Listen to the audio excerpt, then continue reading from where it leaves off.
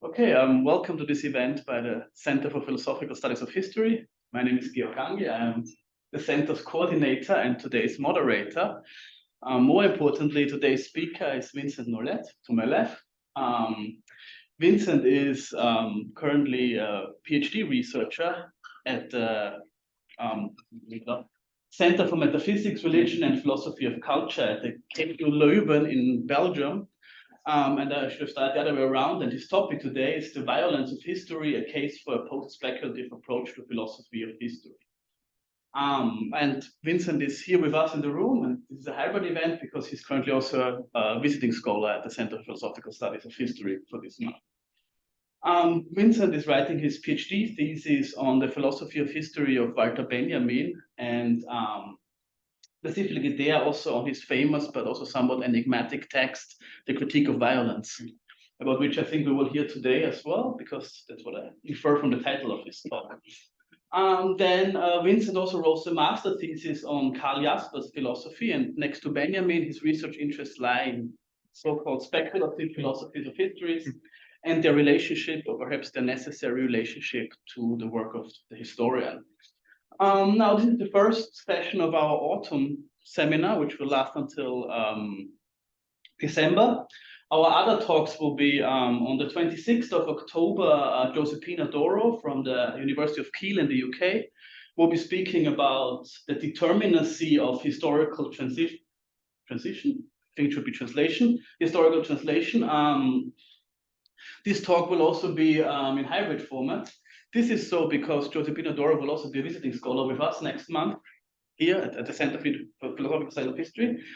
And this gives me the occasion for a certain short interjection. If anybody, probably most of the people online, want to be a visiting scholar at the center, that's possible. More information on this is on our homepage. And we are, I think, very welcome. Now, after October, after Josepina in November, on November 2nd, we will have the next talk in our seminar. That will be James Connolly from the University of Hull in the UK with the topic, Does Thinking Make It So? Gentile, Collingwood, Philosophy and Fascism. This event will only take place on Zoom, which means James won't be visiting scholar here. And then finally, on December 21st, our seminar concludes with Robert Piercy from the University of Regina, Canada, with the topic, Is Recur Still Relevant to the Philosophy of History? And this talk will also take place on Zoom. And all information about our talk and our visiting scholar program, also on our talk and our research seminar are on our homepage. And information about the research seminar is also on our social media, we have Facebook and Twitter. Now, in the very end, just a few technicalities. I wrote here, I will forcibly mute the online participants, but I already have done that. This is just to avoid disturbance because there's a big speaker here in the middle of the room. But no worries, you will be liberated afterwards again, and there's a discussion session. You can talk there. In the discussion session that follows Vincent's talk, specifically for the online folk, if you want to make a comment or criticism, please indicate so first in the chat. I will make a speakers list. And then when it's your turn, you can either speak up with or without your microphone on, or write the question in the chat and I will read out loud. And we will try to alternate between people present here in the room and online with questions and comments. Yes, thank you. That was it for me. Vincent, please take the chair and the lead. Yes. Two points. Is the sound good online? Yeah. Do you hear? We checked that before. They cannot talk now. We checked that before. I think it is. Maybe somebody can write in the chat again, but yes. Yes. And the second one, do you want to come here or what's good? It's on this laptop now. I think it's okay. I think it's best to do it here. Yeah, that's all right. Okay. Well, anyway, the screen that is shared. Yeah. Okay. Okay. Sound is very good. Okay, please, it's great. Thank you. All right. Share first my Something in chat.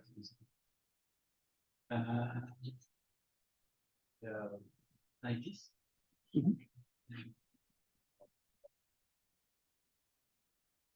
All right. Yes. Great. Okay. So maybe first I want to thank you guys for having me here, for welcoming me so warmly, and allowing me to present my research. It's very much ongoing research, so I look forward to your criticism, and I'm really interested to hear what you think about it.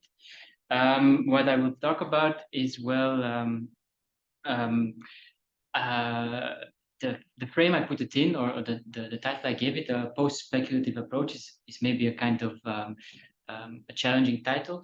I maybe don't always use it like this, but I guess it's what I'm doing. So I'd like to present it in this way. So to say, or to argue that in some shape or form, speculative philosophy of history might have some relevance, while not leaving it entirely behind, but also not going back to its problematic elements. And I think that we can do this based on the concept of violence. So I will talk about a little bit about what I believe is speculative and critical philosophy of history. I will probably not cover all of my bases there. It's just as a kind of outline, because I guess you all probably know very well what it is.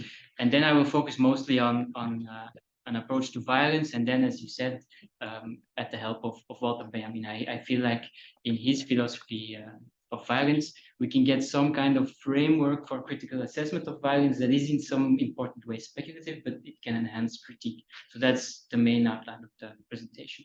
So I guess what is speculative and critical philosophy of history? I've made some bullet points here, if everybody can see it. Well, I guess the main element of speculative philosophy of history is that it is a kind of totalizing approach to the meaning of history, to history with a big H, to what is history, where is it going to, and often it's interpreting history from the realization of certain ideas. For example, Hegel finds the rhythm of history in the realization of spirit and freedom throughout history. And there's one big idea realizing itself through history. Marx says if we cannot understand history if we don't look at class struggle, because class struggle is the engine of history, makes history meaningful, makes historical movement meaningful. So it's a kind of big speculative approach to what history is as a whole. And the main criticism, of course, is that it is not empirical and not critical, and that also it's maybe ahistorical, that this kind of theory, especially Hegel's, maybe probably crowds out the contingents of history that historians are often searching for, like the particular aspect of history that you cannot turn into a big totalizing law of history, or kind of way of this history as a whole. So as opposed to speculative philosophy of history, I think the most dominant framework in philosophy of history today is critical philosophy of history, a broad term. There is a lot that can be put underneath it. But I believe in general it is a kind of auxiliary meta-enterprise in service of historical theory and historiography. So it can be seen as a kind of way of making historiography more clear, or elucidating its conceptual positions, or making historical theory more rigid. So it doesn't ask what is history, but it asks, for example, what is the truth value of certain claims about the past. So I think this is a basic outline. I guess this is not so revolutionary, of what speculative history, philosophy of history is, and what might be wrong with it, and its contrast to what most people are currently doing. Now, I'm not going to stop too long on this part, but I want to maybe suggest two things. One is that maybe speculation to some extent is inevitable in an approach to history. I dare say that maybe every kind of orientation towards history has an implicit philosophy of history, an implicit way of understanding orientation toward history, be it of a moral, political way, or conceptually. And I find the good criticism, it's not the main part of the presentation, but I want to address it as an example. A good criticism is the Reinhard Koselleck's term of the modern historical discourse, which Belbe Bevenage has an interesting theoretization about. So Bevenage basically argues that today the main speculative philosophy of history, or the main framework for assessing history, is this modern historical discourse, in which we understand history as a kind of absolute and empty and homogeneous time, a kind of big container that is empty, and within which historical movement occurs. There's a kind of linearity and a belief in the possibility of change, which allows us to categorize time in present, past, and future, and so forth. Whatever the value of it, it's in some way a kind of speculative approach. But, and this is also Bevenage's approach, we maybe cannot do without it. So if this is, it's not a monolithic discourse or frame, there's a lot of different takes on history, but we seem to need this kind of approach to the past in order to be able to be critical at all. We have to be sure that we can rationally assess the past as something that can change, and we can see categorizations in order to be critical. So Bevenage's claim is maybe this current framework has some gaps or cannot do everything, but a return to other kinds of approaches to philosophy of history or to history would be pre-critical. So this is, I believe there's much to say for this, but it's not the main argument I want to make. I like to make a different kind of argument, not only that it is inevitable, but that there's some challenges currently regarding history, not only in academia or professional historiography or theory of history, but in society at large. And there, I believe, is a lot of room for speculation in some shape or form. I'm very interested that Paul Simon is here because I mentioned him.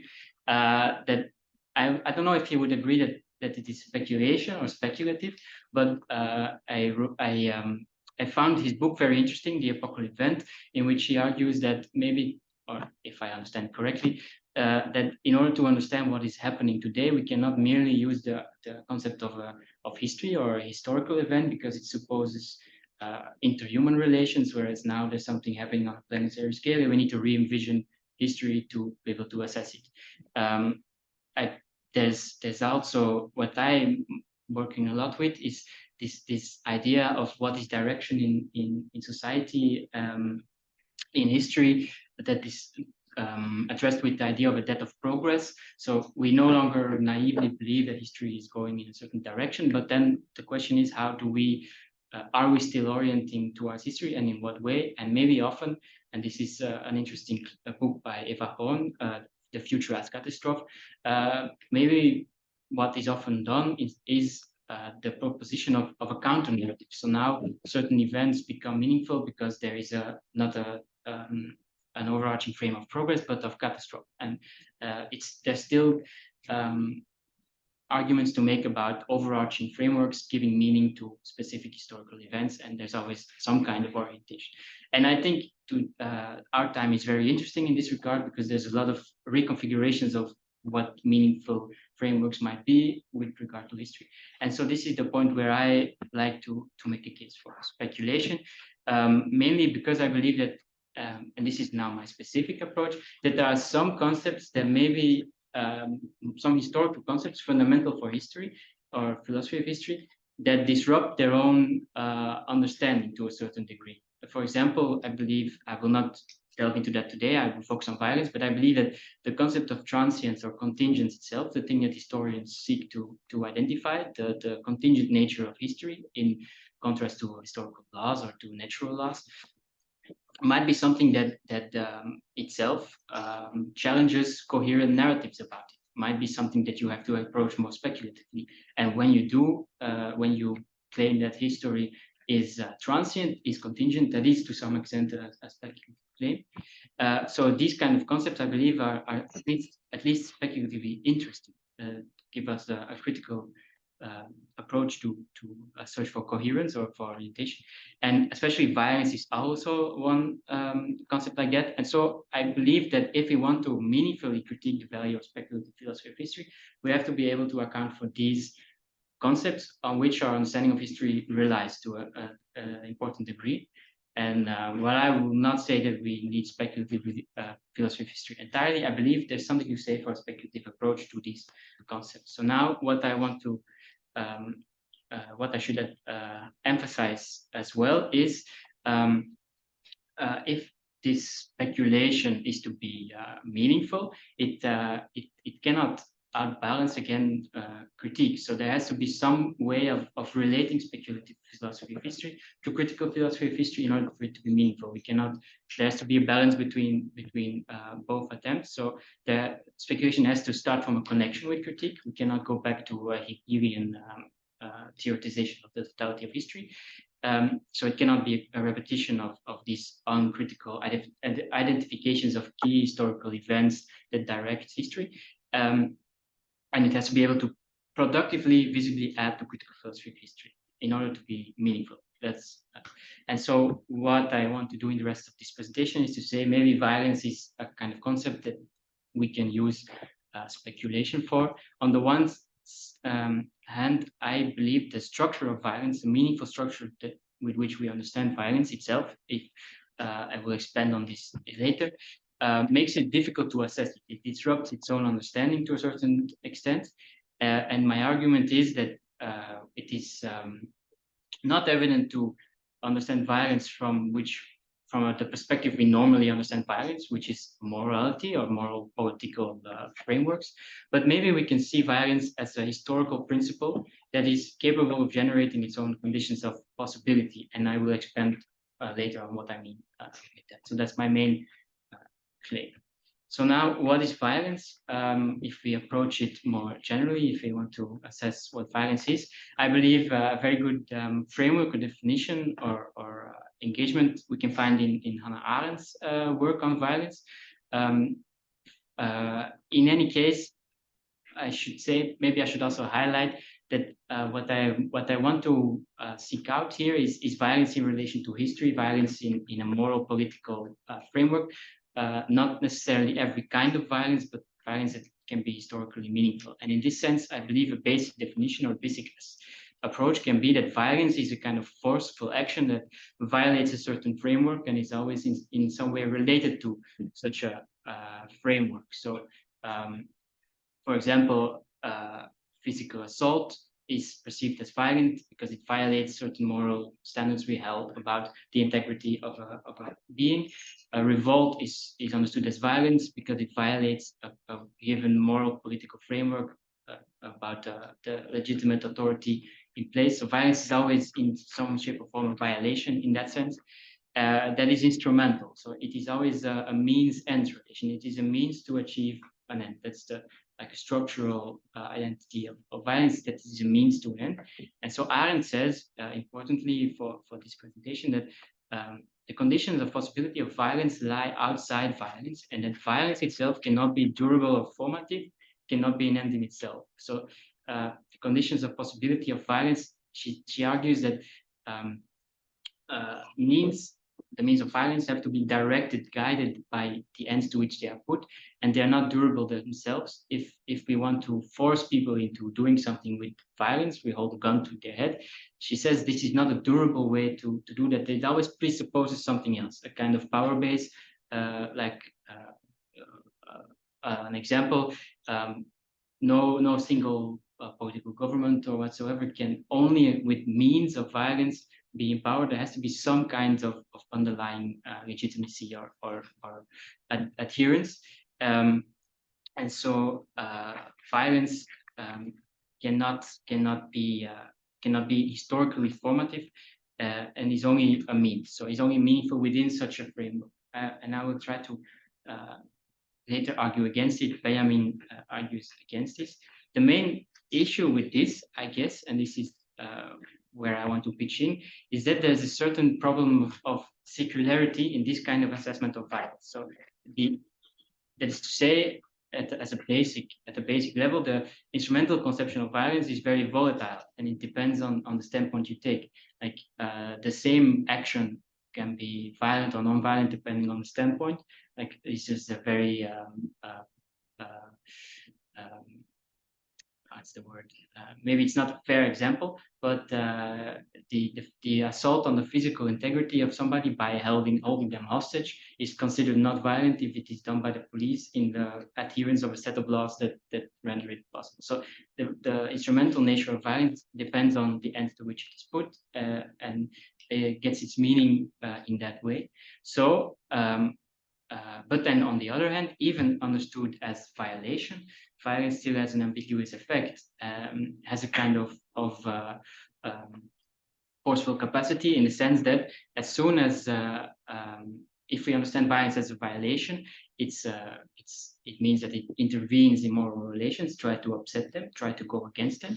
But then, if that's the purpose of violence, well, the problem is that when it is able to achieve its own in its own ends, or achieves the ends, reaches the ends to which it is put, and is able to modify such relations, then it tends to disappear the moment it actually has a breakthrough. This is, for example, often seen if we look at or in arguments about the French Revolution. What was seen as violence by the Louis XIV afterwards was seen as genuine political concerns and outrage. And the violence, as when it achieves in such a moral political framework, disappears, tends to become a new normality. So I believe that we cannot only see violence as a means that we have to understand by the ends to which it is put, but that it is always already some kind of force, and that we cannot really separate violence from its conditions of possibility, because it can maybe intervene in these conditions of possibility and shape something new. I will expand on this later when we talk about Benjamin. So the problem is that violence requires a moral political framework, but it subverts it at the same time. It's difficult to pinpoint what violence is, because we seem to be reliant on a certain standpoint. And maybe it's a better way to frame violence as a kind of dialectic between norms and violations, in the sense that norms can also be violent, in the sense that they can be upheld or generated by force or by violence. And in this sense, maybe the German word that Benjamin also uses can be more meaningful. Gewalt can mean both power, violence, coercion, authority, all of that. And in the German constitution, there's this line, says alle Staatsgewalt geht vom Volk aus, which means in the same documents of the same governments, they translate it in English as all state power comes from the people. So in this sense, the force underlying a certain normalcy or a certain moral political framework, it's hard to meaningfully distinguish it from the forces that might threaten. Or in this sense, I believe a scholar from Helsinki said that maybe the Finnish has a similar etymological situation, where state is valtio, if I'm correct, but a kind of crowd, or the violence may be imposed by a mob. We say väkivalta to this kind of thing. So there's a kind of the same etymological root. I found it funny or interesting. So violence may subvert the moral political framework is perceived in. We like to see it as something that intervenes in moral relations, but it goes further than that, it can alter them. So then, if it is hard enough to assess what violence is today, it's also difficult to assess what violence is in history. And I believe generally there's three main ways that I won't talk too much about historians, but that if we look at violence in history, it's the position we take. And I believe it's either judgment of violence, contextualization of violence, or an attempt at historicizing violence. I will elaborate on the three. The first is maybe the most evident. I draw heavily from Kozelek again, who in an essay, History, Law, and Justice, tries to navigate between what is history in terms of judgment. Can historians judge, or can we judge in history? And in some ways, it's both necessary and impossible, he argues, given, for example, a big problematic historical idea such as the Holocaust. It is impossible to see the meaning of the Holocaust without judging the violence involved in it. We cannot neutrally assess the Holocaust. The violence involved in it is precisely what makes what it is. So it's necessary to judge sometimes violence in history. But at the same time, it might also be problematic, because judging violence, if violence is always in some relation to a moral political framework, how can we be sure of our orientation towards violence? So, and this is maybe the main criticism of presentism, that we are stuck in our own evaluations when we try to identify violence as a normative category which we need to judge. So in this sense, identifying something as violent is already a kind of implicit judgment on violence, because there is always this kind of framework in place that we need to assess it meaningfully to know what it is. So there's this a problem or an interesting situation. Then can we do the opposite? Can we contextualize violence without trying to judge it? There's a really interesting publication in this regard. It's in 2020, there was a publication of a 4-volume Cambridge World History of Violence with all sorts of historical authors contributing to identify violence in all kinds of historical situations. It's a very interesting publication, and the editors make some interesting observations and claims in their introduction too. First of all, that historians regarding violence generally fear theory and like to contextualize, because they hold that, as we discussed in the slide before, judging violence can render an assessment normative, or they want to avoid being too normative, and at the same time they feel that theorizing about violence is dehistoricizing. So the argument is that you should contextualize violence in order to understand it by putting it in a situation it was meaningfully. But then there's also problems in that regard, because how can you assess violence, for example, if it didn't exist, in the sense that maybe you need your own idea of violence to identify something in violence in history. If in the historical period there was a different moral political framework, for example, they make this example about violence against women in certain ways up until the 18th, 19th century. The mental and moral integrity of the women were often not taken into account, and the violence was often regarded as against the male family members of the women, and the women were more regarded as objects that were damaged rather than moral integrity, moral agents that were violently assaulted. And in this sense, it seems like we are kind of necessarily anachronist. We need our own concept of violence to maybe understand what counts as violence in history. So there's a kind of interaction. But then you have the problem again, whether we are imposing our own categories, and as a kind of reverse problem in that regard, if it is possible, as they want to do, to see violence in all kinds of historical situations and call it all violence and impose a certain continuity, are we not already theorizing? How can we know that there's this relation in violence, and how can we orient towards such a category as violence which subverts its own assessment? Because there's always a kind of standpoint involved. So then a third approach I want to mention is historicizing violence as differentiated from contextualizing it. It's already maybe a bit of an old publication, but what I find really interesting in the attempt of the geschichtliche Grundbegriffe by, again, Reinhard Koselleck and other people, is that they want to, so their attempt was to identify the framework, conceptual framework of their own society by looking at its most fundamental concepts and by looking at the history of these concepts. So we have concepts like democracy, revolution today. What did they mean in the past? How did they transform? What do they mean today? And so they do the same with violence. They have an article on Macht und Gewalt. So they take power and violence in the same article, and they assess like what is can we look at the meaning of violence and avoid the problems of judging and contextualization if we regard the meaning of violence as its transformations. We have obviously a concept of violence that today that meant stuff in the past, that has history. Can we document these transformations? But then there is, I believe, the merit that this is a good kind of anachronist attempt. So anachronism in the sense that you presuppose that there can be a kind of continuity through change, that there is a kind of use of violence that has a history, but there's a danger of it becoming anticipation, because at a certain moment in time, you decide that this concept is now the point from which you can understand its variations.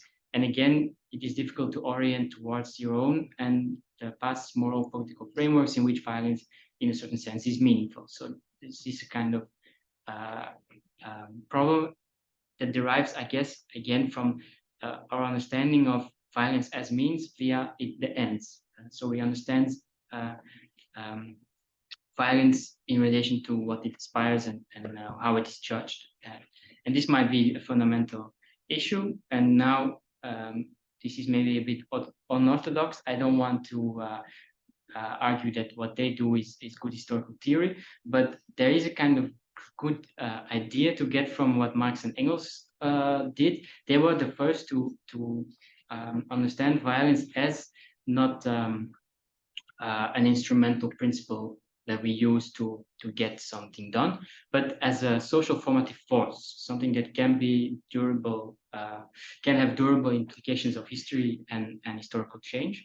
And we cannot look at violence via its moral meanings. They said we have to look at it as a force, and this is in a typical Marxist framework that is not, I mean, at all scientific or historically accurate in that sense for us, but I believe there's an important point we can still take for it if that's the case, and that is, like, for example, they say they interestingly regard violence as the midwife of every old society pregnant with a new one. So they say there are certain contradictions in societies, in capitalist societies, and at the moment these contradictions come to the surface and there is a kind of friction, maybe a revolution. It is accompanied by violence, but this violence merely creates change. We cannot morally interpret this violence. As Engels says, if you have in a pivotal historical moment violence playing a certain role in dismantling in all society, moralizing about it becomes, or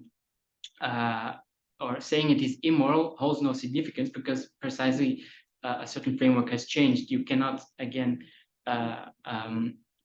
if we talk about the French Revolution, you can be either reactionary or progressive. You can have all kinds of opinions on it, but you cannot deny that it did something, that it existed, and that it changed a certain situation. So you cannot assess it as violence or assess the violence without already being implicated in the framework that is subject of change, or that is so you become a kind of position towards this historical event, rather than being able to meaningfully assess it as violence. That is their claim.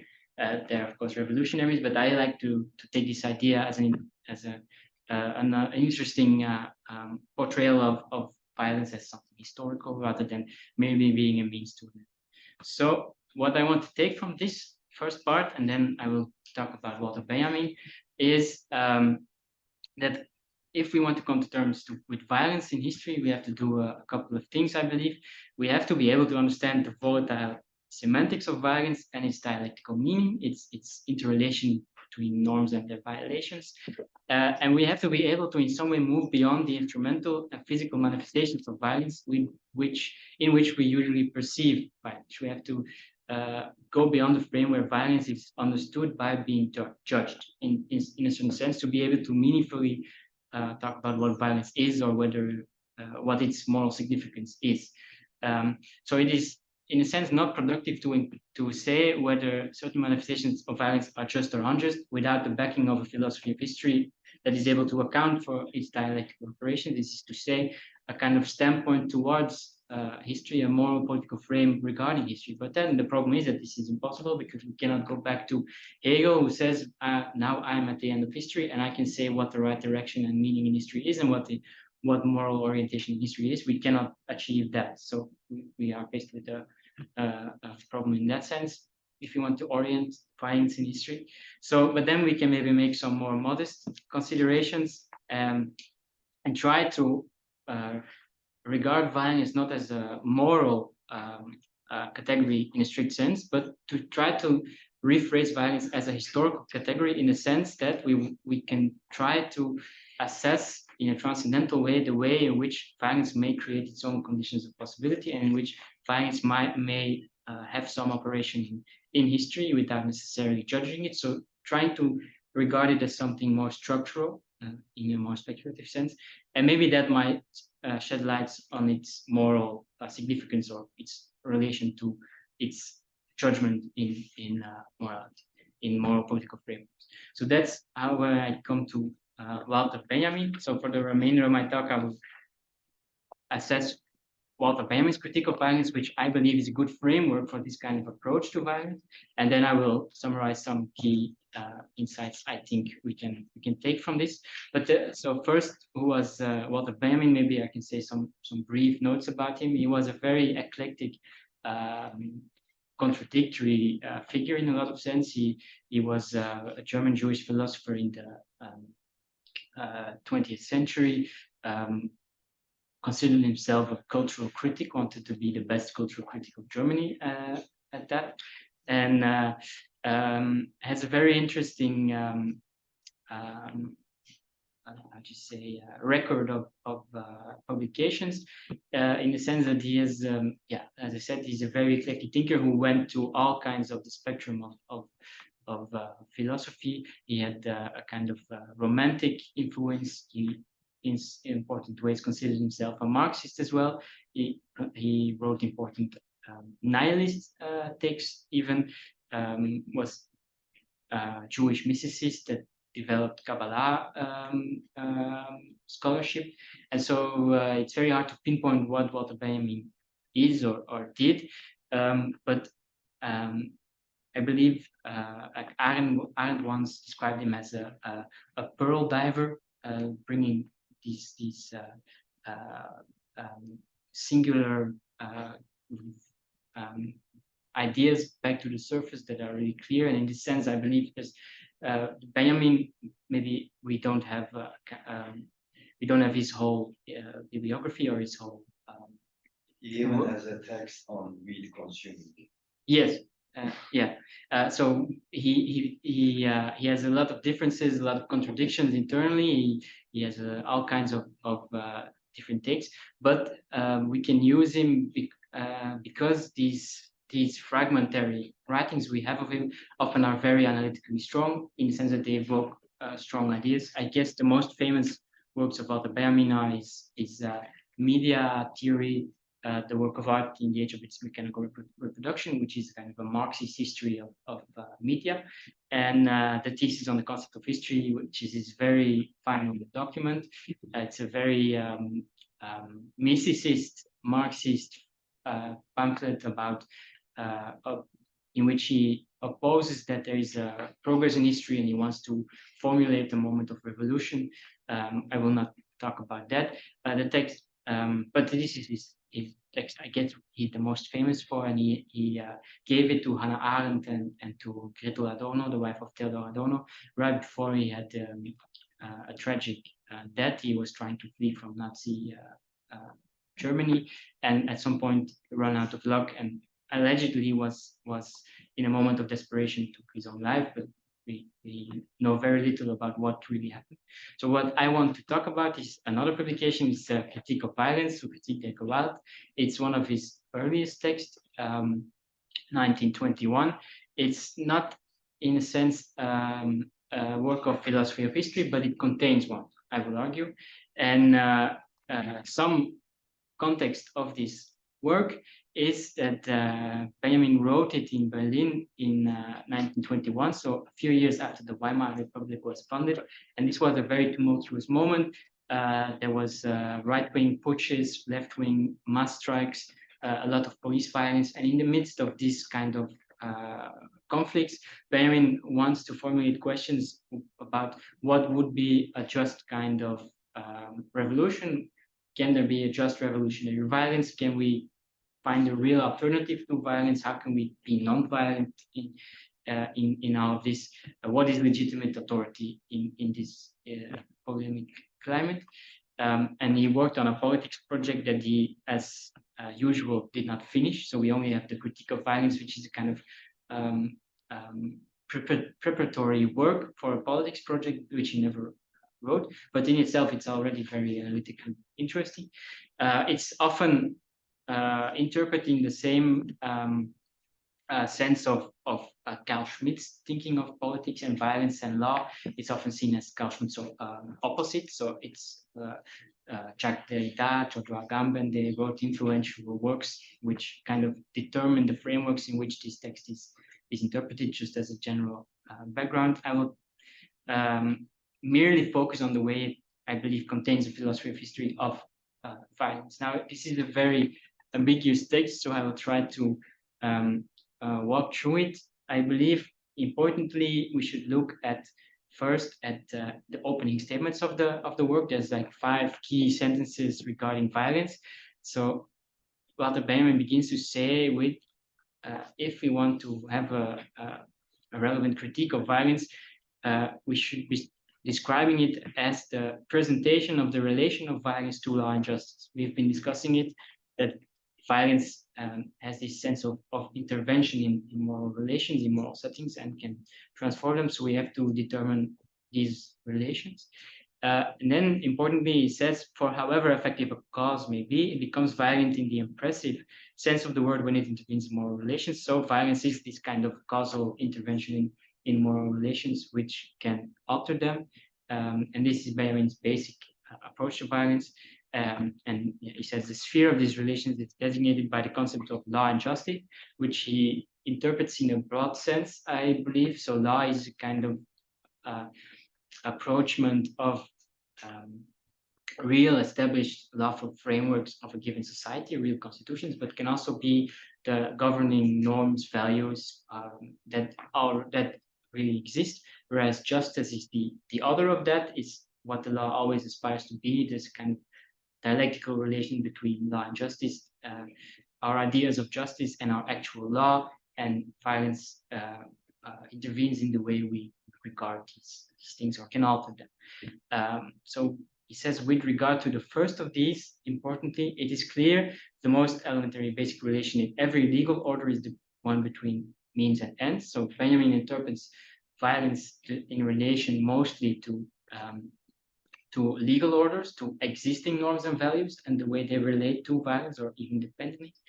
And crucially, Benjamin says, in contrast to what Arendt said, we can only examine violence if we regard it in the realm of the means and not as the ends. We should focus on violence as violence as a means, as what it does when it is a means, rather than judging it from the ends it pursues. So that's his basic outline.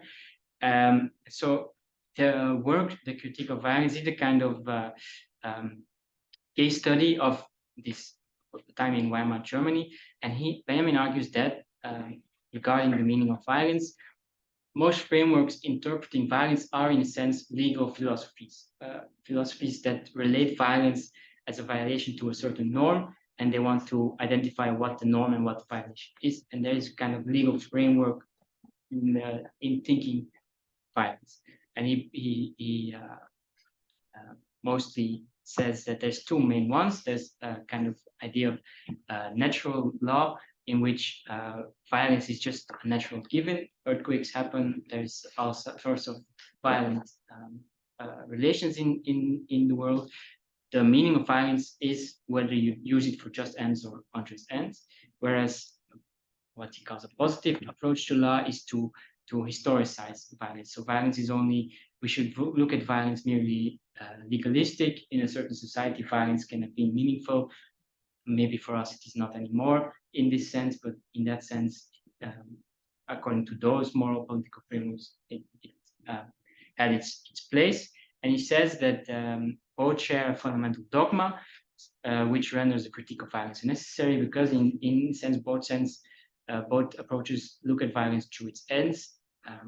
Violence is judged in natural law by the justness of the ends, and the other, in the positive philosophy of law, violence does not really matter, does not have a single meaning. It is relative to the certain framework of society it is meaningful in, and the assessment of violence as violence doesn't really matter. But he says that maybe this positive philosophy of law can still be a starting point, in the sense that there is a fundamental distinction that it draws between historically recognized or sanctioned violence and historically not recognized violence. And this historical approach can be the starting point. But we have to, in these legal frameworks where we understand violence by judging it, so placing it as a violation against a norm, that's only assessing the application of violence or the way violence is already active. We have to assess the frameworks themselves to be meaningfully say something, to be able to meaningfully say something. And so Benjamin tries to look at this distinction between historically recognized and unrecognized violence, and to see how this comes to be.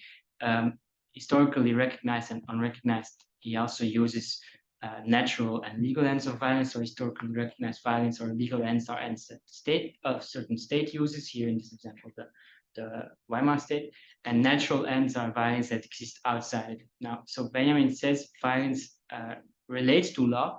The law needs violence, and violence can threaten the law, and this he tries to explain by this distinction between natural and legal ends.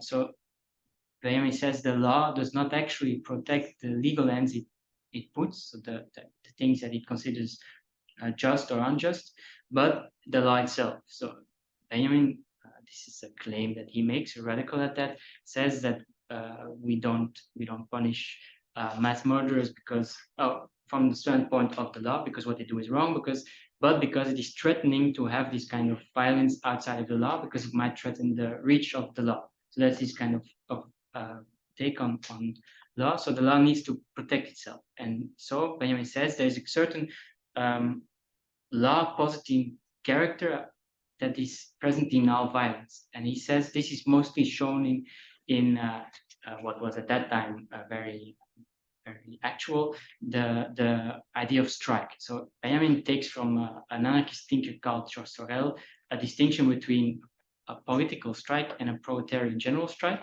and tries to argue that this idea shows that violence can threaten law and law depends on violence. By saying so, there's this contradicting toleration of these both strikes. So a political strike is basically just workers stopping their work, threatening their employer: if you don't treat us better, we will not work. And the state allows this natural end of violence. This is a kind of extortion. So in the sense, this violence, the state gives the right to strike because it considers itself an ally of these workers. Now, this right to strike can also be used to achieve the proletarian general strike, and this is a totally different strike. What Sorel and Benjamin call proletarian general strike is not something that extorts or wants to achieve something, but is a seizing of action, of work on the whole. So in a sense, it's part of a revolutionary movement. Like we strike in such a way that we have no demands and no intentions. We just stop doing what we are supposed to do. We oppose what we are supposed to be doing. And there's nothing that the state can do to persuade us into action again. It's a kind of total non-action, a total stopping of work. But this can threaten the state because the state can if everybody stops, if everything stops, the state may be overthrown by this kind of strike. So it doesn't allow this kind of strike, and it says the law is not intended for this kind of total stopping of meaningful interaction. So in this strike, the state fears the function of violence which Benjamin wants to assess, and he says, this is Arendt's perspective, if violence was indeed merely means to achieve something, nothing can be built on it. But violence has the kind of capacity in a strike to ground and modify legal situations. If this proletarian strike is successful, the state might be overthrown and transformed. If, however, the people active in the state find it reprehensible, a new generation might find it completely fine. And so he says that violence has a historical operation. I'm running a bit long, so maybe I won't cover all of my bases here, but he says that the law is not the only example to argue for that. He also mentions military conscription and police violence. I will skip it for now. I think I made a basic point he wants to make. And he says, so violence should be seen as a kind of law of oscillation, a law of fluctuation between law positing and law preserving, the positing of norms and the preserving of norms, irrespective of what we think of this. Do we think it's conservative or progressive? That doesn't really matter, because there's always some kind of positing of norms by violence through law. And so this, he says, necessitates a moral reflection on the moral historical sphere. And crucially, the violent character of an action can be judged no more by its effects than by its ends, but only by the law of its means. So we cannot judge violence, as we have already seen, and also not in its effects. So this proletarian general strike, it aims at nothing. These workers aim at nothing. They just want to stop doing action. They do non-action, but there may be a catastrophic event of the overthrow of the state or the implosion of the state, but it's not their intention. They just stopped working. So you cannot say whether that is violent or not by its effects, because what they were doing should, in that sense, be considered non-violence. There is no meaningful relations. It's complete non-action. So it's also not a violent action. So how do we look at violence? And Amy says, as a last example, that the function of violence in law positing is doing two things. In using violence as its means, the positing of new law is pursuing as its own end what is to be established as law, so the meaningful orientation, the meaningful framework. But as soon as it is in place, it does not rid itself of violence, but always again relies on a certain kind of law preserving violence, requires a kind of forceful manifestation.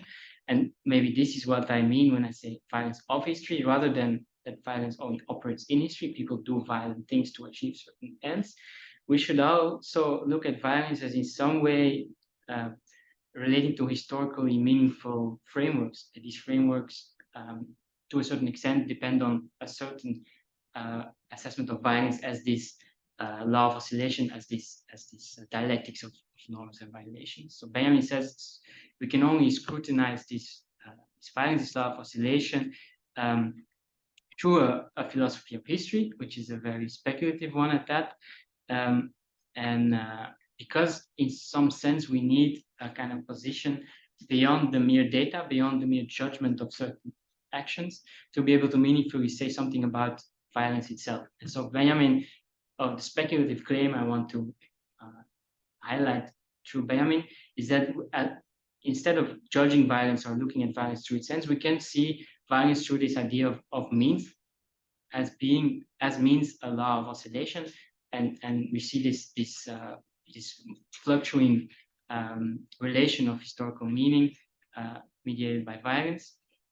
And this is a kind of speculative approach, but it differs in important ways from traditional like Hegelian kinds of speculation, in the sense that Benjamin sees as the finality, looks at not the finality of history in order to be able to judge violence, but in order to better assess what violence is or does, we can look at this specific finality of violence, this specific orientation towards violence, where it is this law of oscillation. And this law is not rigid, does not put everything historical in a certain place, but maybe allows better for criticizing what violence is beyond formulations of progressive or conservative or just or unjust. But we see maybe more fundamental what violence is as a structure itself, as a means. And so as my last point, what I want to take from this ambiguous thinker is that maybe it can help to look at this kind of speculative approaches to historical ideas, to be able to meaningfully mediate this kind of disruptive concept. So the ambiguous relation that violence has to morals, and evading a kind of circularity, so recognizing violence as means, as a kind of principle, rather than evaluating it, and thus navigating a kind of relation that there always is between moral political orientation, which in some way relates to violence and moral and historical meaning, and so maybe go beyond frameworks of progressive, conservative, and the like. And then as a last point, this maybe also allows to make a speculative claim about the historical principles such as violence or what its operation is, without losing perspective of particular data, but maybe even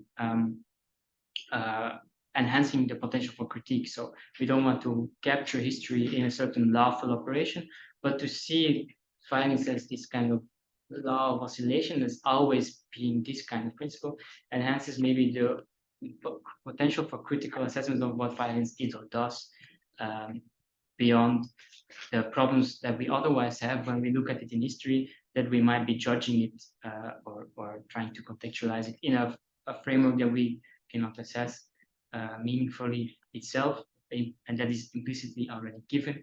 And so might be a meaningful tool to also look at this way, in this way at violence. So that's, I guess, the main point I hope to make. It's a bit ambiguous and it's very much a work in progress, but I hope it was in some sense relevant to you or meaningful, and I look forward to hearing what you think.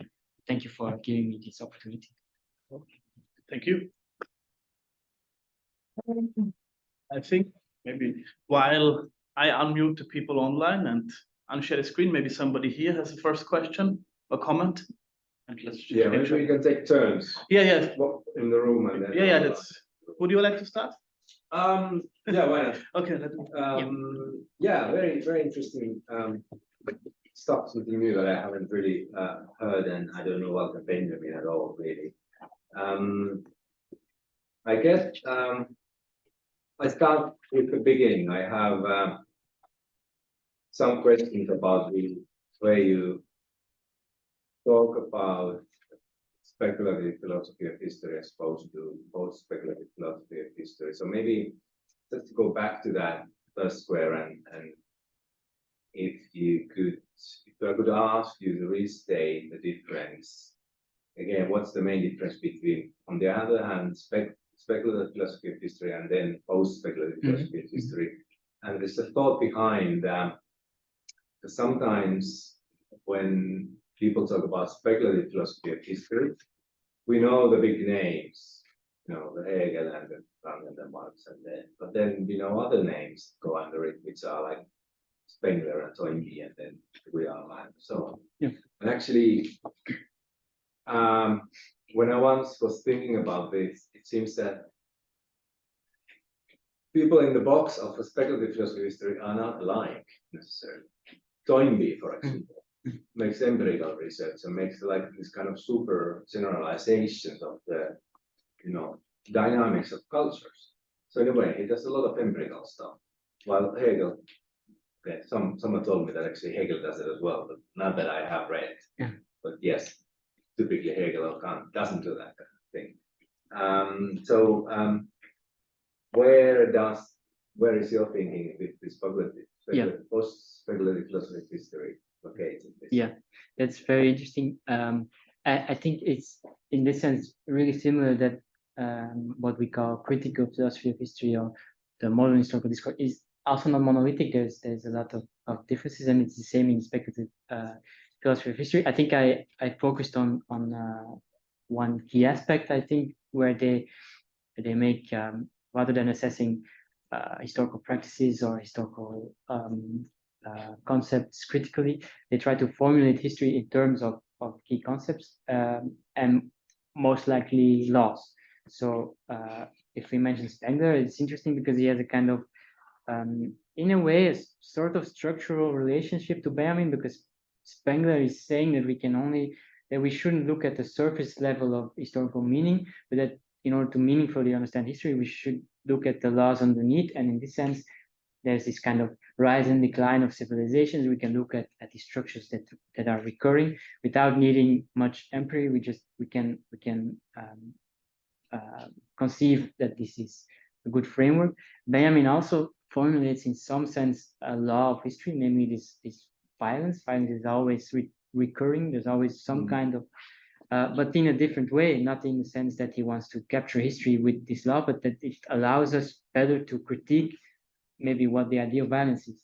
So I believe maybe post-speculative, if the term is of any meaning, is a kind of immanent critique of speculative philosophy of history. So not ditching the idea that maybe it is meaningful to talk about meaning or key movements of history, but without relapsing into this uncritical, lawful rigidness that in speculative philosophy of history is often the case, that there's direction in history, that there is a meaning of history, a purpose of history, whereas Benjamin says there is a kind of historical law that is totally independent of what we might think is the meaning or the direction of history, but posing it can help us orient towards historical meanings, such as recognizing what is actually the reach of violence in certain historical concepts. So that's maybe the take I want to make that is meaningful or helpful. Yeah, thank you. Well, do you have a minute Well, follow-up? I a little bit more follow-up. Well, small, then we ask online. Okay, there's people online.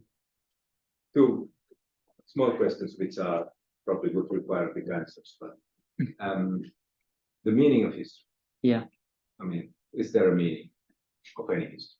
So that's the first big thing. Mm-hmm. And the second one, I found it very interesting also in the beginning when you say that you talk about contingent. Mm-hmm. Historians, I think they do. They think that history is contingent. But if he thinks something like that, you kind of implied that there's always philosophy in history, in writing. Yeah. And that's very interesting. But just ask you to comment. What's the meaning of history? I believe that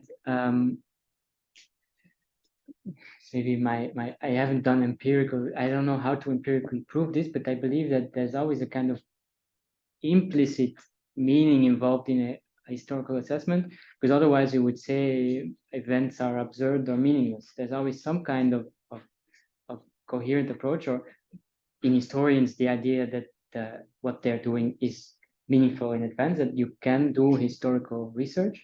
You have to take that in advance, which is a kind of implicit philosophy of history, that you can reach the contingent, that you can elucidate this.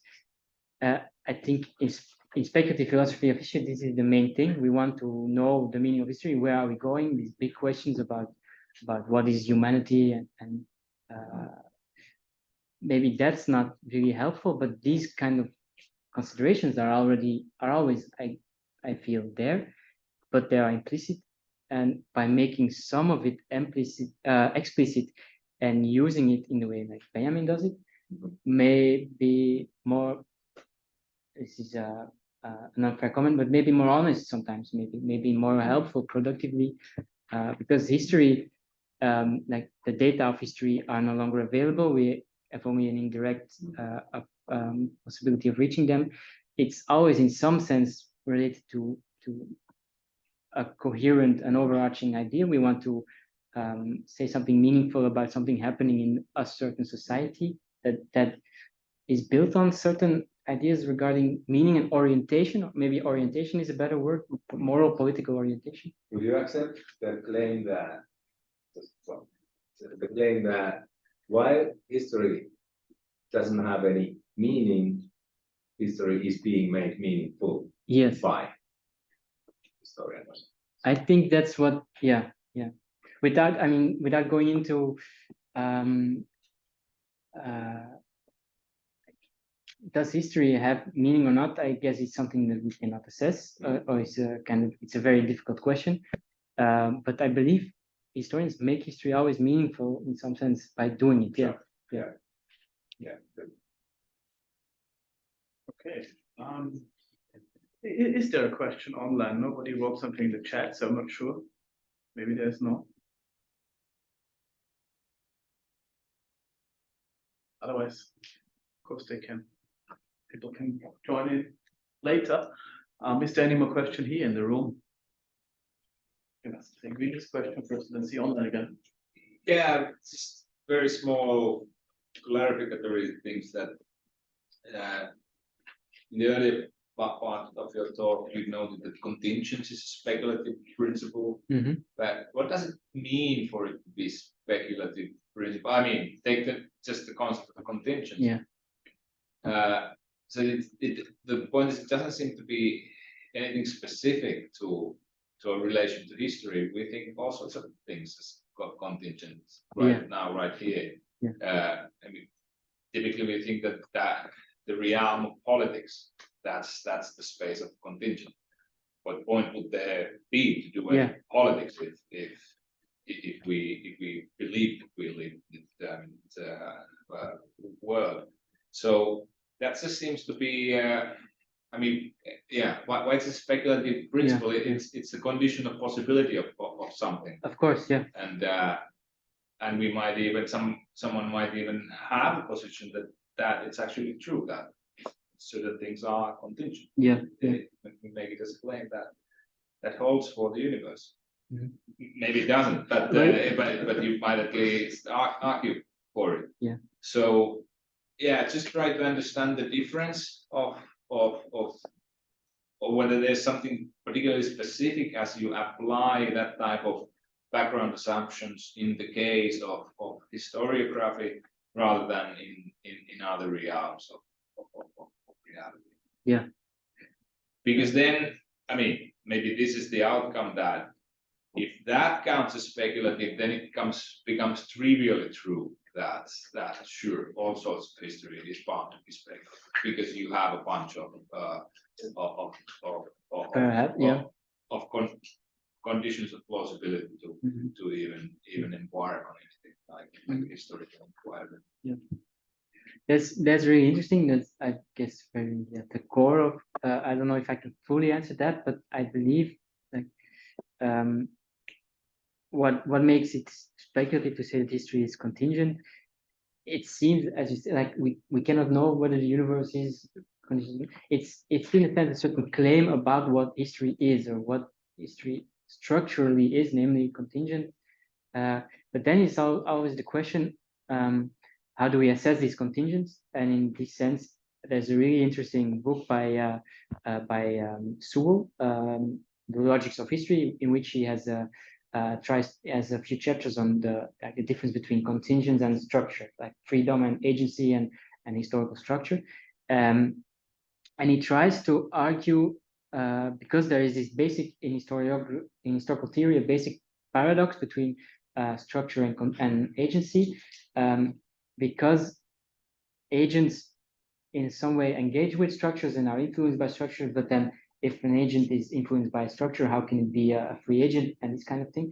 And so Sewell says we should look at contingents as historical transformations of structures. So at some point in time, agents that are contingent can alter historical structures. So the French Revolution can happen. The Ancien regime, in broad, to be very quickly about, can be transformed into a new kind of society where everything is different. And this is what he says is contingent. But then he presupposes that contingent is rationally comprehensible and that we can have a coherent account about contingents. And so contingents for Sewell means could have happened otherwise. And there is a kind of connection between structures that we cannot really address. So we call that contingent. But then is that not full of claims about how contingents should be approached or can be assessed? And in a certain sense, there is a speculative element in positing history in a certain manifestation. Benjamin would say what Sewell says is contingence, is fate, is a kind of total ahistorical interpretation of pinpointing the meaning of a historical transformation, where maybe you cannot assess what really contingent means in this sense. So, and that's a kind of totally different speculation or substantive account about what history is. So I feel it, I look at it in that sense, but then again, it's a very fair criticism. I cannot really answer whether then it becomes a trivial thing to talk about speculation or what speculation can still mean. That's a good question, I guess, but if this is any help. It's very I think now we have a question on that, if I understood it correctly. It was Knife out beat, I think. Please unmute yourself. I hope it works. Yes, can you hear me? Yes. Yep. Thanks. All right. Fascinating talk, Vincent. That was really, really fascinating. Just, I think my question has already been asked by the rest of the guests. Essentially, we realize that we can categorize somewhat speculative philosophers of history into, specific types like Spengler, Toynbee, Quigley, and so on, who have specific units of analysis like culture and the rise and fall and specific patterns. And then you have Hegel on one side and the rest, of course, and Kant and so on, who kind of do something a bit different than what Spengler and Toynbee are doing. We discussed, of course, and the rest of the guests also discussed the distinction between post-speculative and speculative philosophy of history. Now, in the term speculative philosophy of history, we know that speculation plays a big role. It kind of did with Hegel to a certain degree, but Hegel, of course, didn't attempt to speculate as much as, of course, the other category, like Toynbee and Spengler, who were always dependent on speculation within their whole work. So, is there a role for speculation, though, in terms of like when you look at when you define, and this is I think one of the hardest and most difficult things to do with speculative philosophy of history is defining it essentially and categorizing it as well. So when you define it, I mean, three things come up. It's obviously meaning, value, maybe you could say, and patterns. So, I mean, when some people like Walter Benjamin, we don't see patterns playing a big role. So within this post-speculative philosophy of history you're speaking of, do patterns play a role? Is there any meaning of patterns? Like, do you focus on patterns in general? So, what is the role of patterns and speculation in general? As in, can we find through past violence? I mean, you spoke of the law of oscillation. So essentially, it's like a pendulum, and there's a distinction and difference between a pendulum swing and direction that you've mentioned as well within Spengler. Yeah. Who's he allegedly found these patterns of the past, like Toynbee, like Quigley as well, after him, and through these patterns of the past, they're able to predict the future.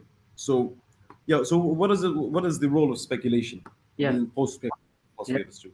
Thank you. That's very interesting. I think you answered half of it yourself, because like what is speculation? I agree with your characterization about meaning and lawfulness, and most importantly, perhaps anticipation. So they want to say more about the future than the past. Often, I think they have that in common, all of them, from Toynbee to Hegel. But the difference with Benjamin indeed is that there is a kind of, so you posit a speculative or substantive claim about the historical concept, namely violence, that is this law that we can only understand violence really as the operation as as a means, so not from a perspective in history from certain ends judge it, but look at it in its historical function. History here understood as a kind of moral political sphere of meaningful action. What is agency? What is action? And in this sense, this is a very perhaps speculative claim to call it the law of oscillation, but it is not in any way what's the word? It does not have consequence for the direction of history, and it is also not merely saying history is circular. It's a speculative claim about history, but not in the sense that it is a speculative claim about what history is, but still there's some kind of claim about what a certain meaning in history is, meaning what violence is or does, as an alternative to merely analytical or critical assessments of violence as we usually would do that. So in that sense, I don't know if I'm super coherent, but in that sense, I would answer that. Yeah, that's perfect. Thanks so much. Thank you. If nobody disagrees, I put myself next, unless it's on. Can I have a little follow-up on Please, this Dennis. exchange with Nathan and Willie? Just, I want to test you on this idea based on what you said regarding the idea of being speculative and then relating that idea to history being philosophical. So maybe would it be totally wrong to say that, because what you have in mind is that indeed it's a philosophical quality, history being philosophical in some sense. So on the other hand, there is this kind of idea of peer history. Sort of peer history that, you know, history is just empirical and it's just right as it is. You know, we just see what happens and then somehow structure itself to us. Maybe some prototypical Frankian way of, or some newborn realist wants to have it, that, you know, we just get it out from there. While what you seems to be saying that, for example, let's take continuity. I don't know, by studying any data, any part of history, no matter how long, I don't think you can determine whether it is contingent or whether it's not. You either assume that it is contingent or it's not. Yeah, I mean, that's a philosophical part. Or maybe in your case, this is part of that's a violent. So that's a philosophy. So you sort of, again, this idea of you impose some sort of concept of conceptual framework. So there is no pure history. Yeah, I agree with that. I would say the same thing. Yeah. Okay, then I'll put myself on. Maybe this is a little bit away from this, so this is fine. I guess I have two questions, maybe they're connected to each other. First is just understanding. You talk about concepts that disrupt their own application. Maybe you can again shortly explain what that exactly means. And my second point is a bit also, maybe this connects to the rest of the discussion. What exactly is the speculative element then that is added? If I think about violence in history, and then I think about the historiography of violence, and the historiography of violence wants to write the history of violence, and then you showed this world history, what was that, of violence, which has 4 tomes by now. So if I look at violence in history, what there's the speculative element that other concepts that historians use and have to use don't have? So, okay, you can have an anachronistic understanding of violence that can have with any sort of concept you apply to the past. An anachronism doesn't have to be bad. You can have a positive anachronism in that sense. You see something that people at the time didn't see but was there. Then you have a semantic issue. You need to define violence. You need to have an understanding, a concept of violence. This is with every historiographical concept that you're going to use. Violence is no different there, I think, maybe.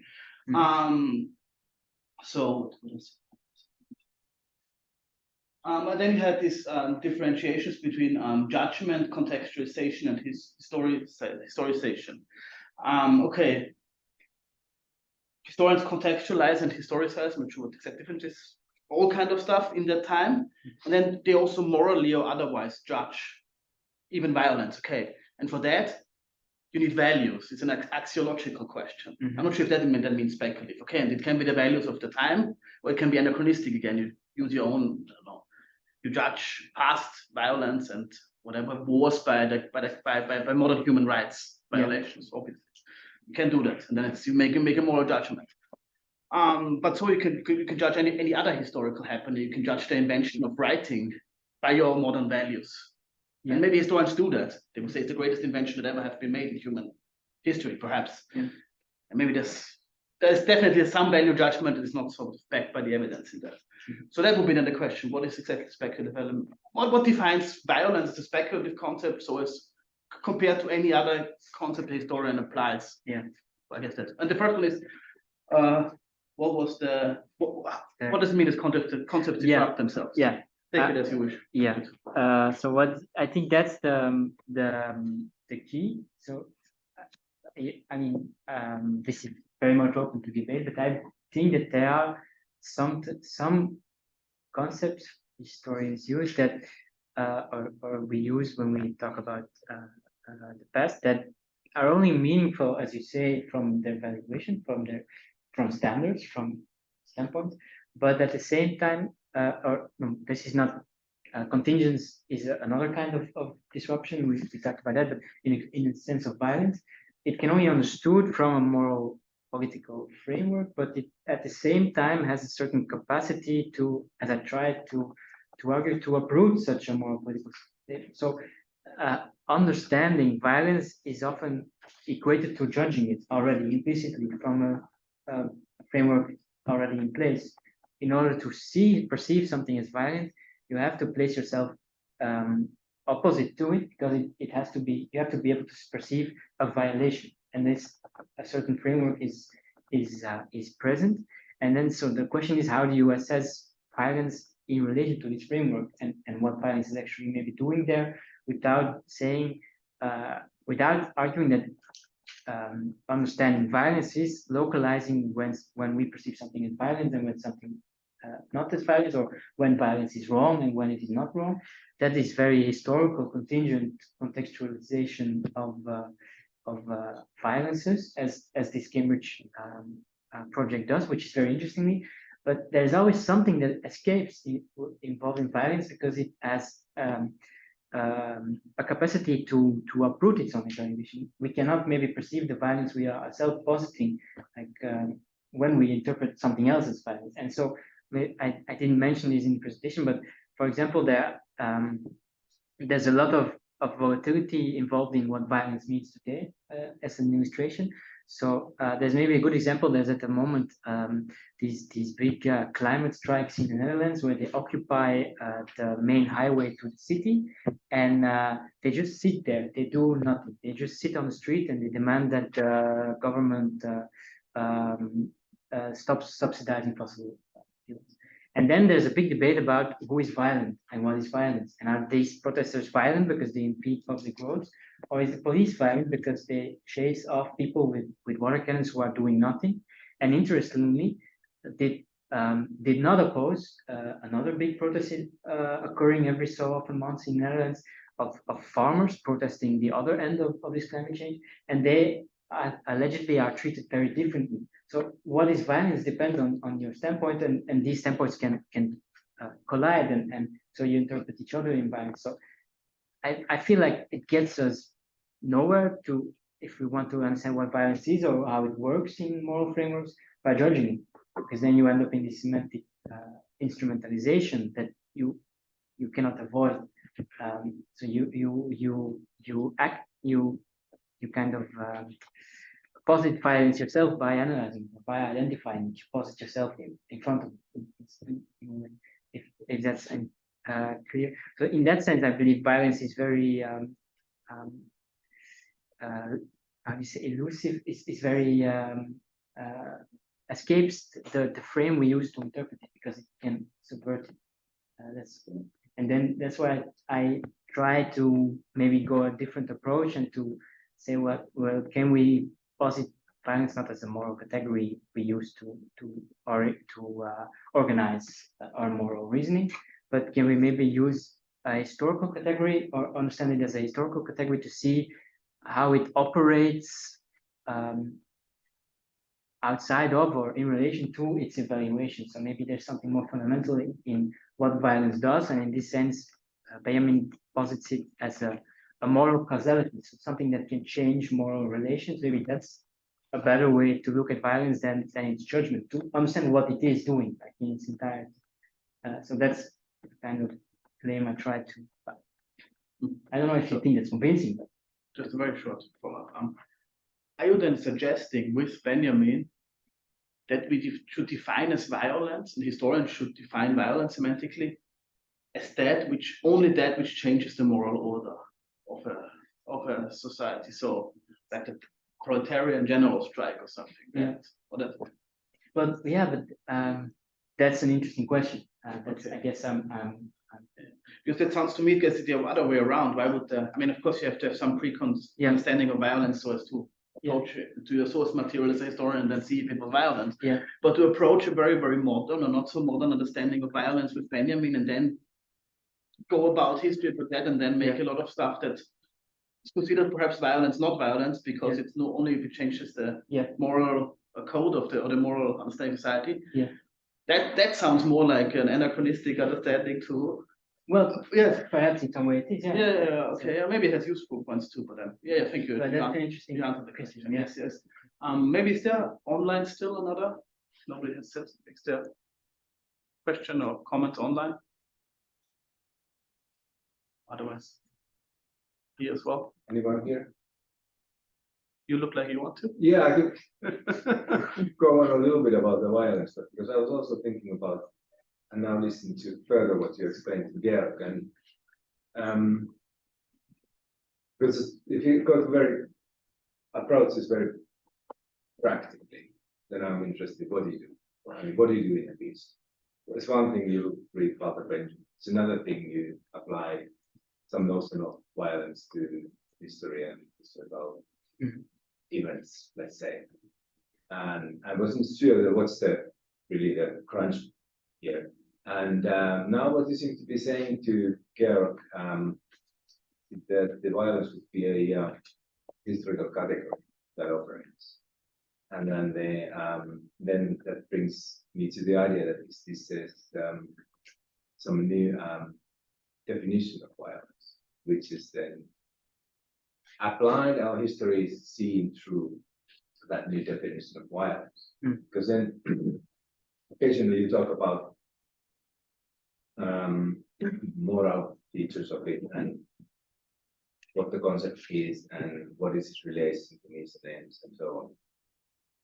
And without being very clear about how to define this concept, whose concept is it? It's difficult to decipher it.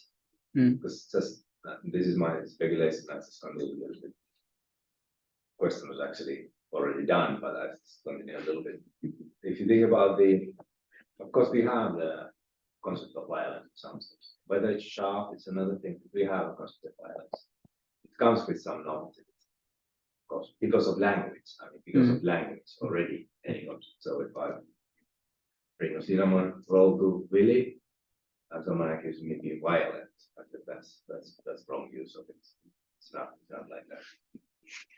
So there are limits, conceptual limits. Then of course there's the moral norm, at least in separates. So we normally do not approve violence, but actually disapprove it probably. On the other hand, then when you say that it's a means to an end, couldn't we also imagine a society where it's an end? You know, some Spartacist society where it thinks that being violent is a good thing, it's a virtuous thing, it builds you character and makes you a good soldier. So in a way, it could be perhaps. And those are the general points. But then, so one thing would be an interesting thing itself, where you also, I think you referred to somewhere, is with the Beck-Risky system, is the history of the concept of violence. So that would be an interesting thing itself to study. Whether you would study some writers, whether you would study people with the language, how they have understood concept, maybe an interesting trajectory of history already by doing that. Yeah. But now, going back and closing this, it seems that because it's another matter that historian goes and talks about violence as such, violence as deeds done, so that the empirical, like events history. So I identify violence being done in the French Revolution and violence being done against women and so on and so forth. And now I'm going to document all the violence in this particular period. That's yet another sense of how the violence can be applied to stuff. And this is just the ground, and then to ask really again the question, is it that you, with the help of Walter Benjamin, you come up with a new notion of violence and then you read the history? Well,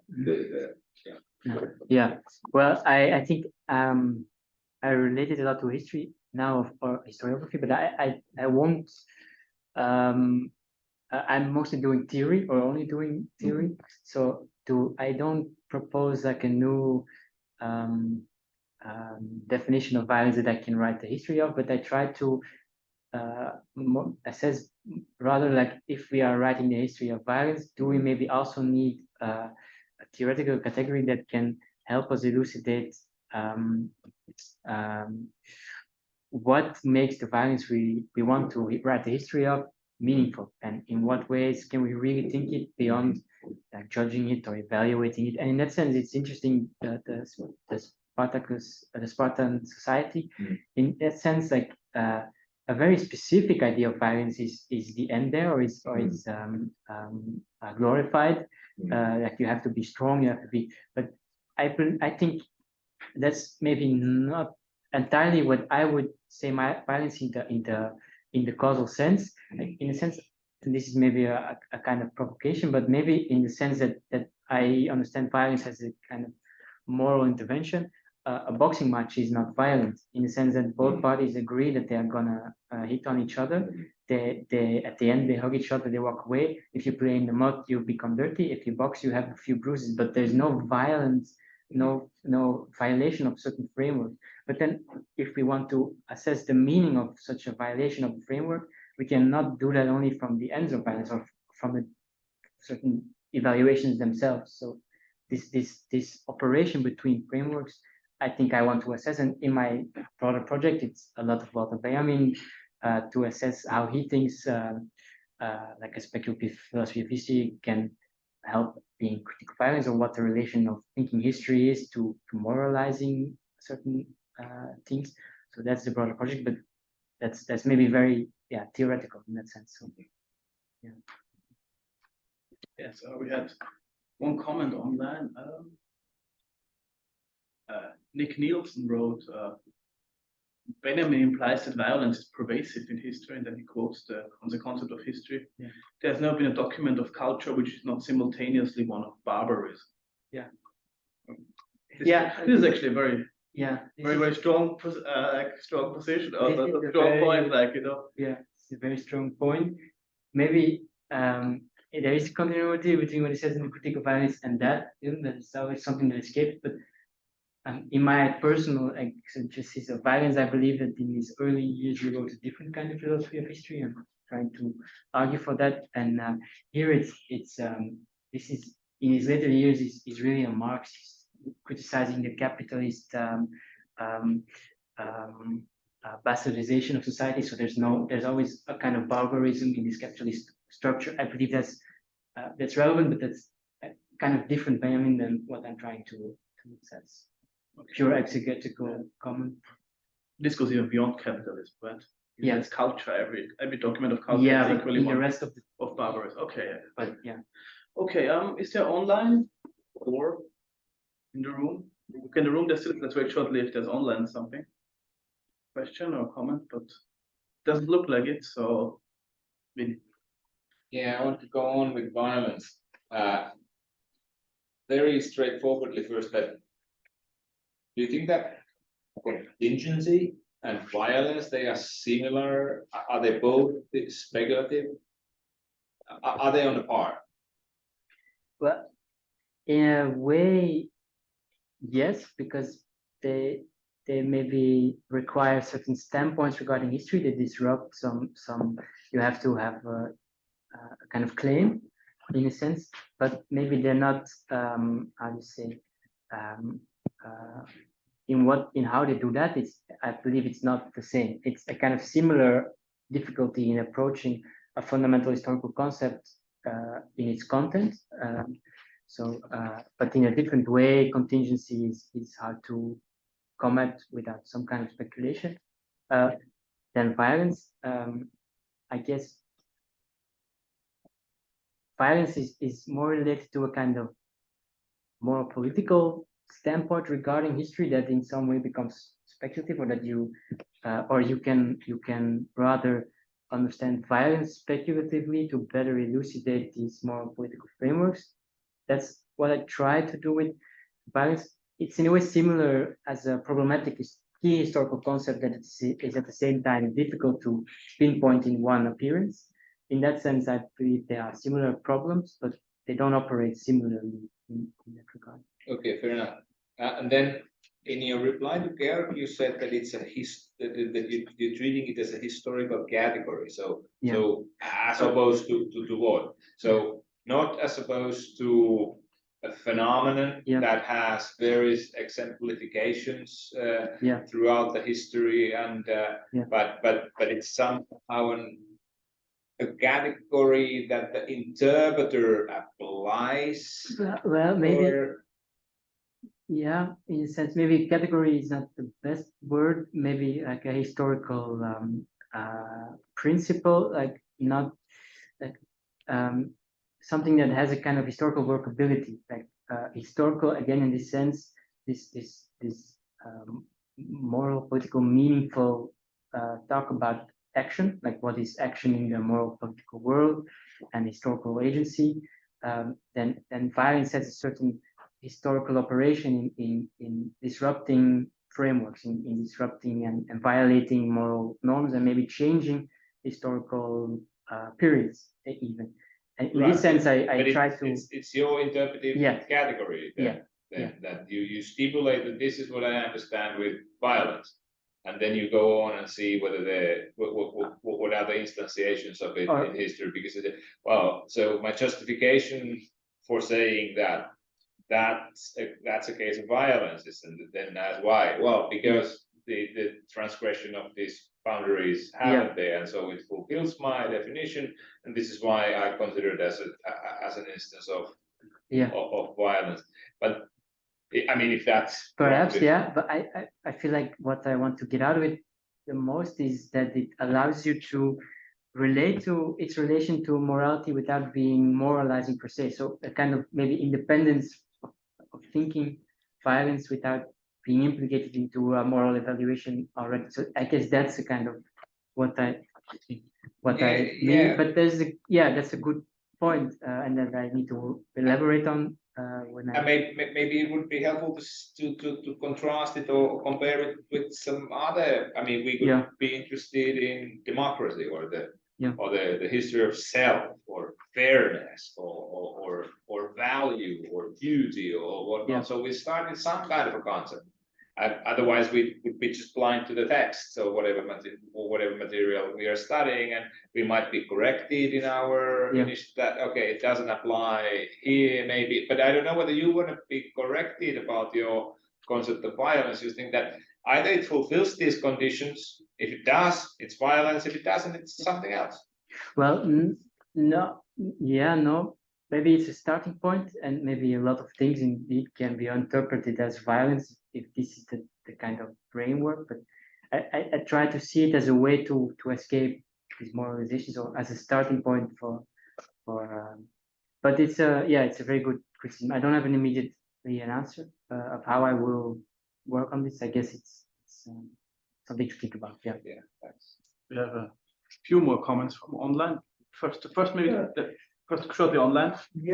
Because they haven't been speaking for a while. Nick Nielsen says again, it would be interesting to explicate the relationship of violence to barbarism, but maybe that's what you can take it up if you want to, because I guess barbarism is from the other text. And then he also writes that Sorel is relevant here, which you have mentioned.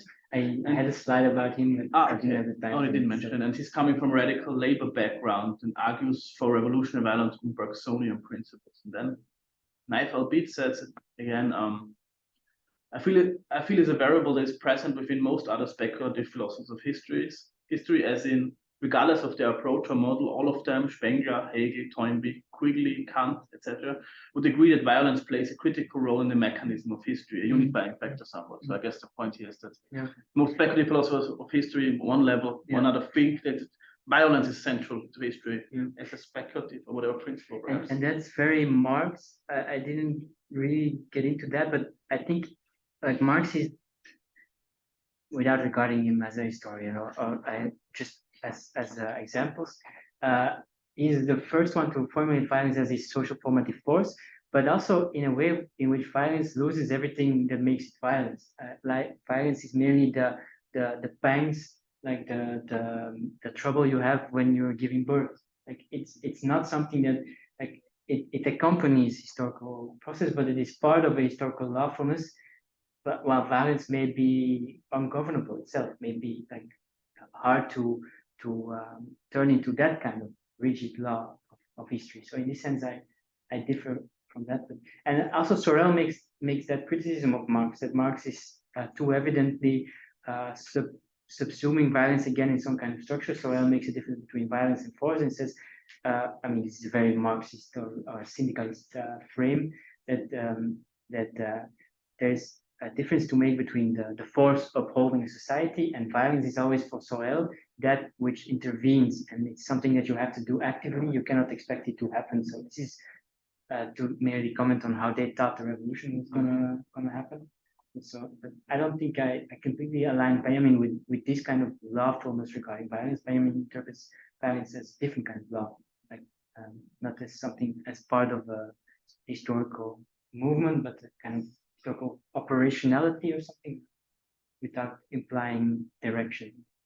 So you're saying it's neither aligned with Marx nor Sorel on this question? No, but Benjamin is besides Sorel even in the critical violence, but it's critical of some other. But I wouldn't completely align it.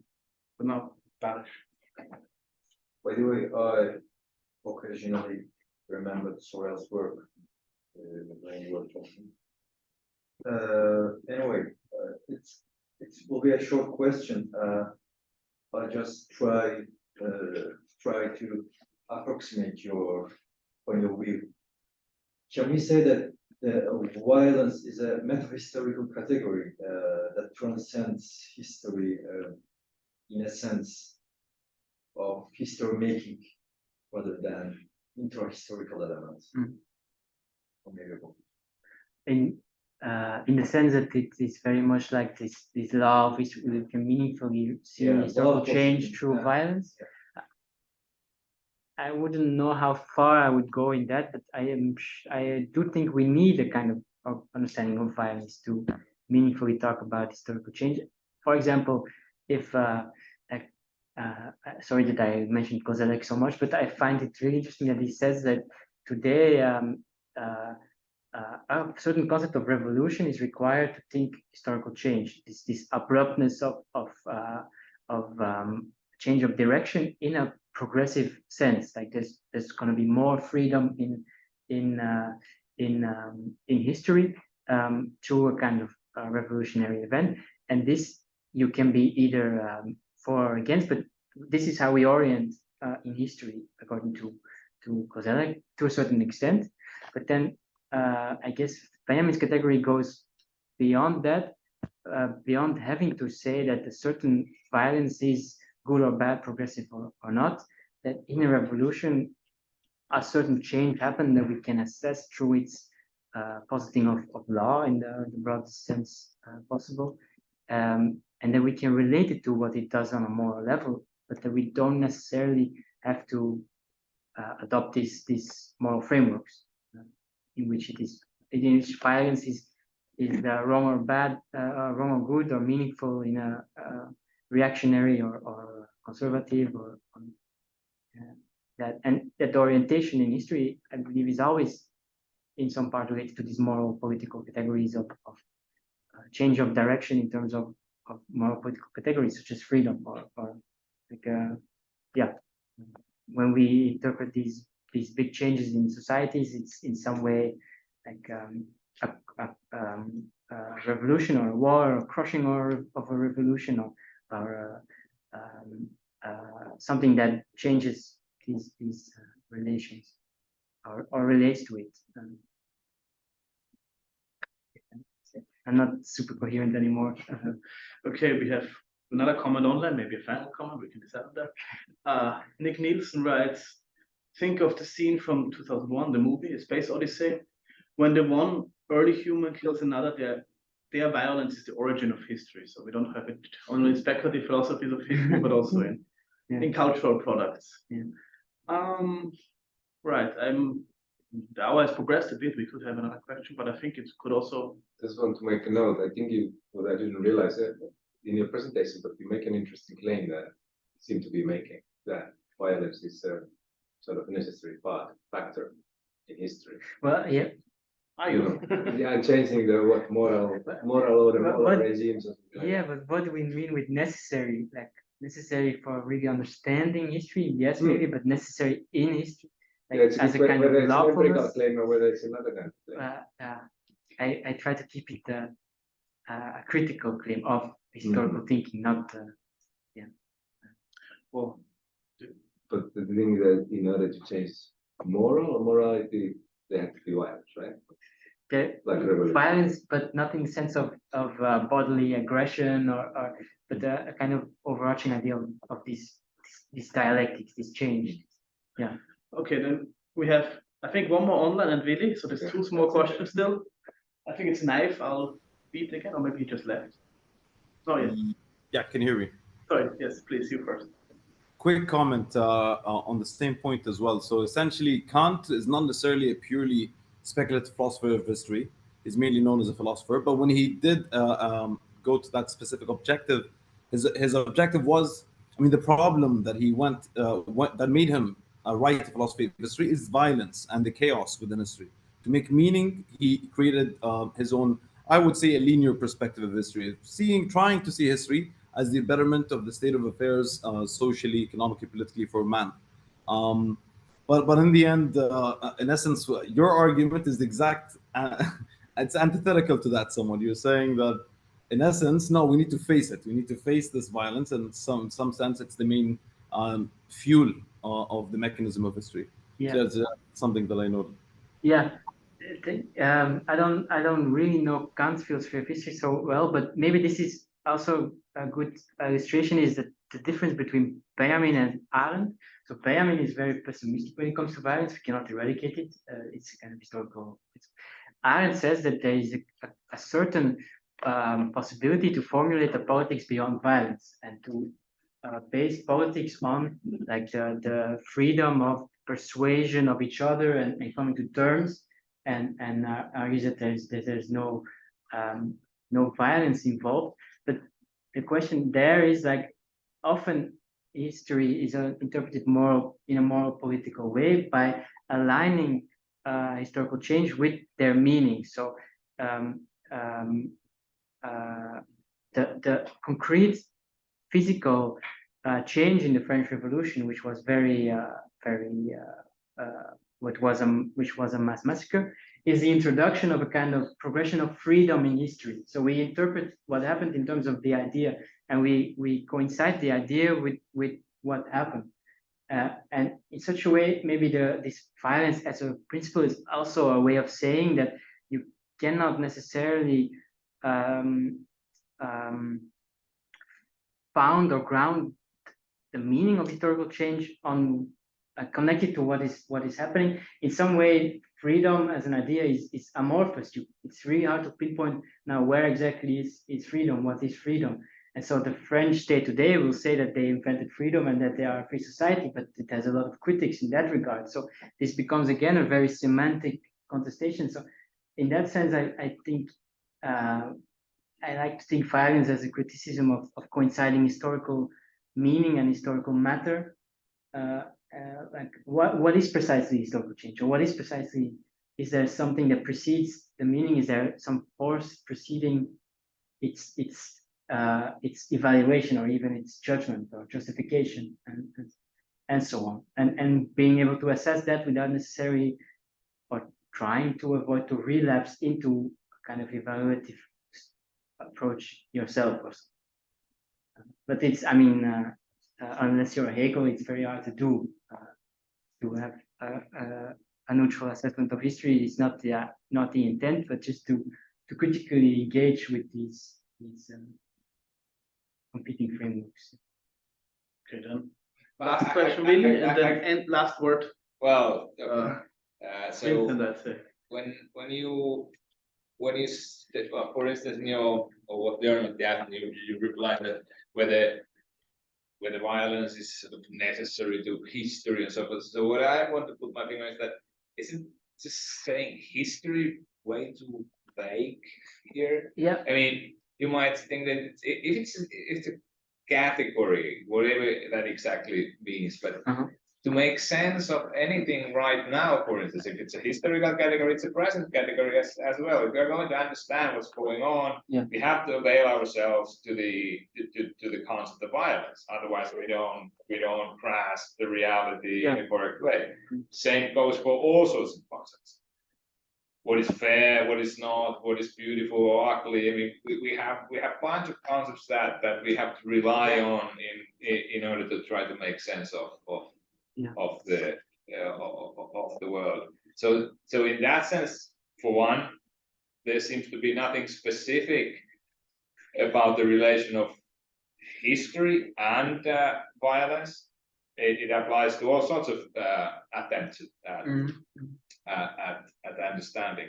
And another thing is that it's not just history in particular types of. I mean, there are history of this and that and that. Why should violence be relevant to the history of mammals or certain types of natural history or certain types of intellectual history? Or I think that's a good point, in the sense that why wouldn't it relate to mammals because we don't consider that history, but violence, because when we think about violence, we have a certain kind of frame of intentionality, and there is a kind of moral, political frame that we need to call something violence. An earthquake is not violence; it just happens randomly.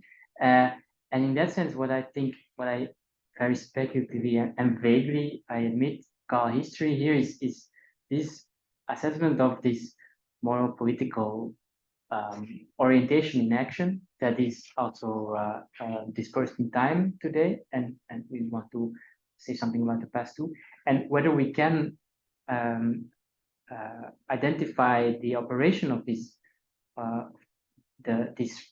the violence involved in this realm without ourselves being implicated in a new judgment of it. Like, can we understand what happens when violence occurs beyond judging it in that sense? So I have a very broad definition of history in this regard.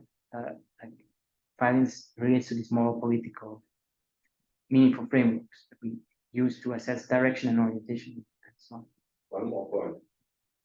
Wouldn't it be very sensible for you to say that the emphasis is on the understanding history? So in that sense, you are doing philosophy of historiography. In other words, what you're saying, if we don't have a notion of violence, we are not going to understand history. You want to explain history somehow. Yeah. And in order to explain history, you need to have a notion of violence, because there could be a history that says, no, we don't. It doesn't mean that absolutely everywhere in every occasion there was violence, but there was violence. Yeah, I believe so. Yeah. All right. Do you want to have a last word? No, just to want to thank you for this criticism. I really I had a lot in this. And Great. So I guess it leaves to us also to thank you. Thank one more you. time. Thanks a lot. Thank the online crowd, and we'll see you next time, October 26th, with Josepina Doro on the indeterminacy of historical translation. Thank you guys till next time.